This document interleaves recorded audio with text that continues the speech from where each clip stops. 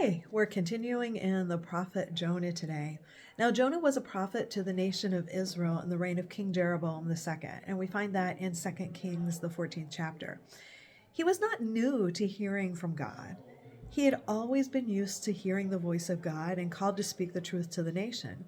But when we meet him here in the book of Jonah, we're not looking at someone who is just a beginner as a prophet. We're looking at someone who knows exactly what it means to hear and respond to God. God sends him on an assignment. God calls Jonah to go to Nineveh to preach against the evil taking place there. Friends, that wasn't a small task. From a human perspective, Jonah had every reason to hesitate, but God's command was clear to go. Here's the irony of the situation. God calls Jonah to go. Jonah runs instead. It's important for us to notice that Jonah isn't just running from a task. He's running, as the scripture tells us, from the presence of God.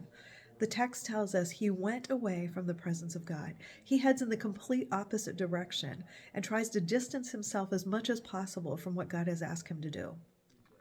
Now, if we're really honest with ourselves, Jonah's reaction isn't unfamiliar. There are moments that we sense God calling us to do something, to forgive someone, to step into something new that's uncomfortable, to speak the truth, to change the direction of what we're doing in our lives.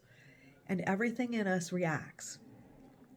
Instead of leaning in, we back away. Instead of obeying, we delay. Sometimes Jonah is exactly like us.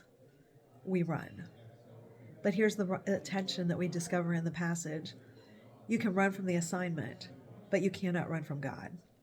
Psalm 139:7 says, "Where shall I go from your spirit, or where shall I flee from your presence?" The implied answer here is simple: nowhere.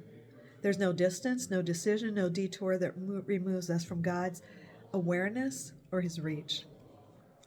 Now, what would change if you, instead of running from God's voice, you actually turned towards it?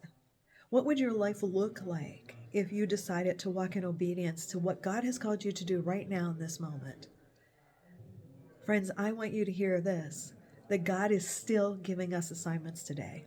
And just as he called Jonah to go, so he's still calling us to things in our lives that he desires for us to do. Will you run or will you go?